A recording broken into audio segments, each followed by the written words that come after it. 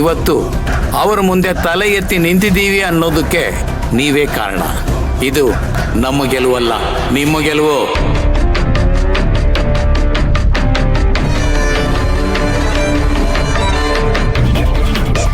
Madam, ನಿಮ್ಮ ಹತ್ರ ಸಹಾಯ ಕೇಳೋಕೆ ಬಂದಾಗ ನೀವು ಆಗೋದಿಲ್ಲ ಅಂತ ಹೇಳಿದಾಗ ನನಗೆ ತುಂಬ ಬೇಜಾರಾಗಿತ್ತು.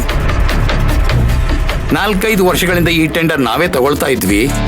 ಆದರೆ ಈ ಸಲ ಮಿಸ್ ಆಗಿ ಹೋಗ್ಬಿಡುತ್ತಲ್ಲ ಅಂತ ತುಂಬ ಟೆನ್ಷನ್ ಆಗಿತ್ತು. ಆದರೆ ಮತ್ತೆ ನೀವು ಕರೆದು ಈ ಐಡಿಯಾ ಕೊಟ್ರಲ್ಲ, ಅದು ಸರಿಯಾಗಿ ವರ್ಕ್ ಆಯ್ತು. ಈ ಅಮಿತ ಏನು ಯೋಚನೆ ಮಾಡದೆ ಯಾವ ಕೆಲ್ಸಕ್ಕೂ ಕೈ ಹಾಕೋದಿಲ್ಲ. ನಾನೊಂದು ಕೆಲಸ ಮಾಡೋದಿಕ್ಕೆ ಒಪ್ಕೊಂಡಿದ್ದೀನಿ ಅಂದ್ರೆ ಅಲ್ಲಿ ಗೆಲುವು ನಂದೇ ಆಗಿರ್ಬೇಕು. ಮೇಡಮ್, ಈಗ ತಾರಕ್ ಸೋತಿರೋದ್ರಿಂದ ನಿಮಗೆ ಬೇಜಾರಾಗ್ತಿಲ್ವಾ?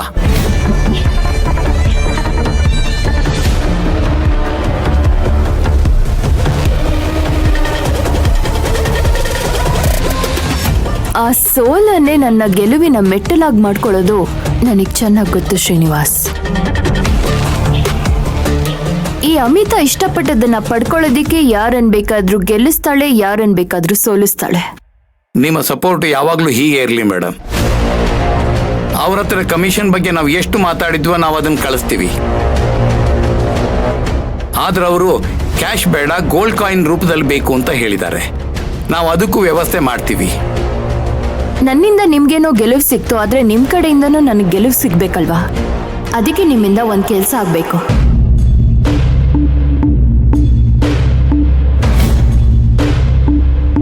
ಸೋತು ಸುಣ್ಣ ಆಗ್ಬೇಕಾಯ್ತ ನಮ್ಮ ಜೀವನಕ್ಕೆ ಗೆಲುವಿನ ನಗೆಯನ್ನ ಬೆರೆಸ್ಕೊಟ್ಟವ್ರು ನೀವು.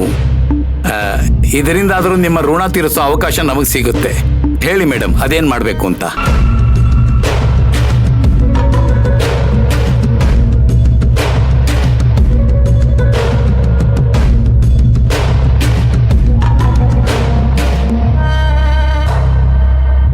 ಇಷ್ಟು ಕೆಲಸ ಮಾಡ್ಕೊಡಿ. ಓಕೆ ಮೇಡಮ್, ಆ ಕೆಲಸ ಆಯ್ತು ಅಂತ ತಿಳ್ಕೊಳ್ಳಿ.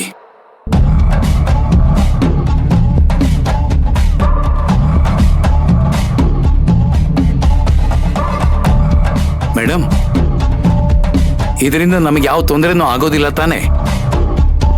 ಆ ಮೇಡಮ್ ನೋಡಿದ್ರೆ ತುಂಬಾ ಘಾಟಿ ಹೆಂಗಸ ತರ ಇದ್ರು. ಅವ್ರು ಬೆರಳು ತೋರಿಸಿದ್ರೆ ಹಸ್ತಾನೆ ನುಂಗ್ಬಿಡ್ತಾರೆ. ಅವಳ ಹಸ್ತ ನುಂಗಿದ್ರೆ ನಾನು ಇಡೀ ದೇಹನೇ ನುಂಗ್ತೀನಿ. ನನ್ನ ಮುಂದೆ ಅವಳ ಆಟ ಏನು ನಡೆಯೋದಿಲ್ಲ. ಅವಳೇನಾದ್ರೂ ಬಾಲ ಬಿಚ್ಚೋದಿಕ್ ನೋಡಿದ್ರೆ ಅದನ್ನ ಹೇಗ್ ಕಟ್ ಮಾಡ್ಬೇಕು ಅಂತ ನನಗ್ ಗೊತ್ತು. ಈಗ ನಾನು ಹೇಳ್ದಾಗ ಮಾಡಿ, ಆಮೇಲೆ ಅವಳು ಹೇಗ್ ಸೈಲೆಂಟ್ ಆಗ್ತಾಳೆ ಅಂತ ನೋಡ್ತಾ ಇರಿ.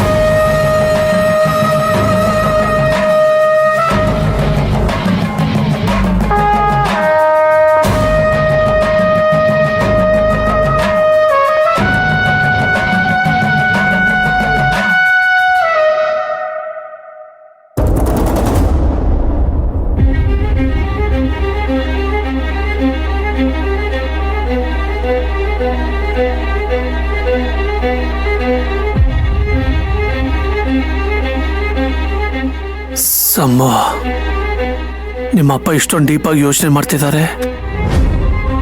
ನಾವಿಬ್ರು ತಗಲಾಕುತ್ತೀವ? ಸ್ವಲ್ಪ ಬಾಯಿ ಮುಚ್ಕೊಂಡು ಸುಮ್ಮನೆ ಇರ್ತೀರಾ? ನೀವು ಹೀಗೆ ಮಾತಾಡ್ತಾ ಇದ್ರೆ ಇದಕ್ಕೆಲ್ಲ ಕಾರಣ ನೀವೇ ಅಂತ ಹಾಕೊಟ್ಬಿಡ್ತೀನಿ. ಅಯ್ಯೋ, ಹಾಗೆಲ್ಲ ಮಾಡಬೇಡ. ನಾನೇನಾದ್ರೂ ಸಿಕ್ಕಾಕೊಂಡ್ರೆ ಮೊದಲು ಬಾಯಿ ಬಿಡೋದೆ ನಿನ್ನ ಹೆಸರನ್ನ. ಆಮೇಲೆ ಇಬ್ರು ಕಿಕ್ಔಟ್ ಆಗ್ತೀವ ಅಷ್ಟೇ. ಸುಮ್ಮನೆ ನಿಂತ್ಕೊಳ್ಳಿ. ನನ್ನ ಮಗ ತುಂಬಾ ವರ್ಷಗಳ ನಂತರ ಬಿಸ್ನೆಸ್ ಕಡೆ ಗಮನ ತೋರಿಸಿದ್ದ. ಒಂದು ಟೆಂಡರ್ ಗೆಲ್ಲೋಕೆ ಏನೇನ್ ಬೇಕೋ ಅದನ್ನೆಲ್ಲ ತುಂಬಾ ಆಸಕ್ತಿಯಿಂದ ರೆಡಿ ಮಾಡ್ಕೊಂಡಿದ್ದ.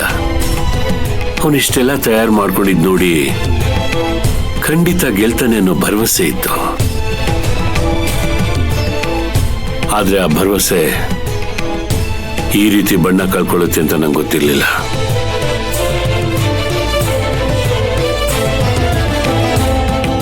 ಅವನು ಗೆಲ್ಬೇಕಿತ್ತು.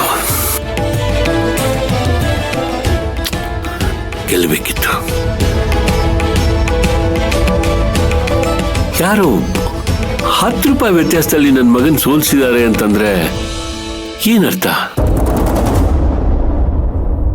ತಾರಕ್ನ ಸೋಲ್ಸೋದಕ್ಕೆ ಯಾರೋ ವ್ಯವಸ್ಥಿತವಾಗಿ ಸಂಚು ಮಾಡಿದ್ದಾರೆ ಅಂತ ಅನ್ಸುತ್ತೆ.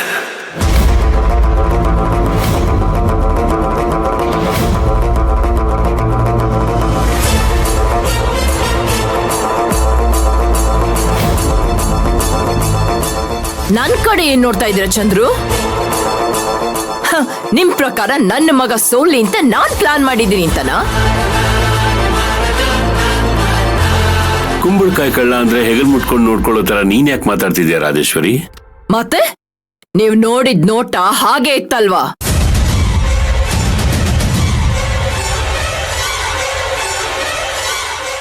ನನ್ನ ಮಗ ಟೆಂಡರ್ ವಿಷಯದಲ್ಲಿ ಇಂಟ್ರೆಸ್ಟ್ ತೋರಿಸಿದ್ದು ನನ್ಗೂ ಖುಷಿ ಆಯ್ತು. ಆದ್ರೆ ಈ ಟೆಂಡರ್ ಅವನಿಗೆ ಸಿಗೋದಿಲ್ಲ ಅಂತ ನನಗೆ ಮೊದ್ಲೇ ಗೊತ್ತಿರೋದ್ರಿಂದ ತಾನೇ ನಾನು ಅವನಿಗೆ ಎಚ್ಚರಿಸಿದ್ದು.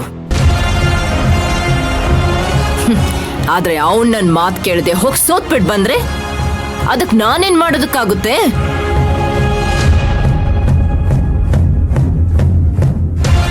ಹೋಗ್ಲಿ, ಏನ್ ಮಾಡ್ಬೋದು ಅಂತ ನನ್ನ ಹತ್ರ ಡಿಸ್ಕಸ್ ಮಾಡದ್ನಾ? ಅದೂ ಇಲ್ಲ.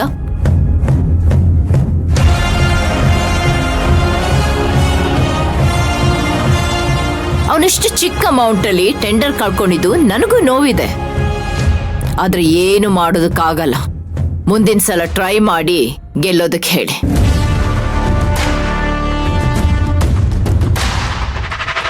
ಈಗ ಅವನಿರೋ ಸಿಚುವೇಶನ್ ಅಲ್ಲಿ ಮಾತಾಡಕ್ಕಾಗಲ್ಲ ರಾಜೇಶ್ವರಿ. ಟೆಂಡರ್ ಹೋಯ್ತಲ್ಲ ಅನ್ನೋ ಕೋಪದಲ್ಲಿದ್ದಾನೆ.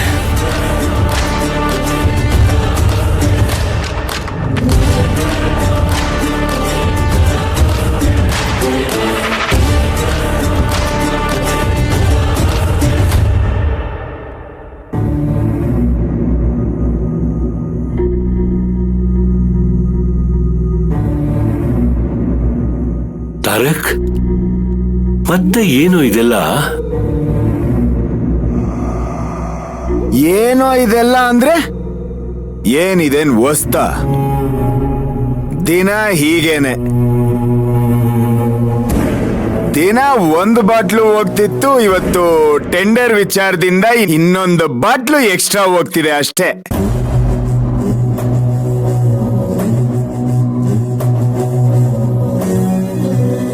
ಡ್ಯಾಡ್, ಟೆಂಡರ್ ವಿಚಾರದಲ್ಲಿ ಸೋತಿರ್ಬೋದು, ಆದ್ರೆ ಜೀವನದಲ್ಲಿ ನಾವು ಸ್ಟಡಿನೇ.